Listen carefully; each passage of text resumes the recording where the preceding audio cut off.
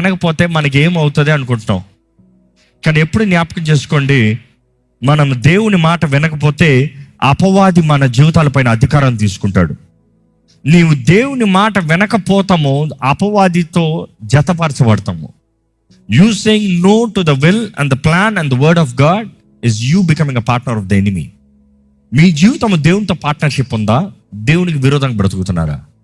We cannot say, మీ ఇక్కడ ఉన్న ఎవ్వరు చెప్పలేరు నేను దేవునితోనే పార్ట్నర్ ఉంటాను అని చెప్పి అపవాదితో సైన్యం చేస్తూ ఉంటే పార్ట్నర్షిప్ కాదు.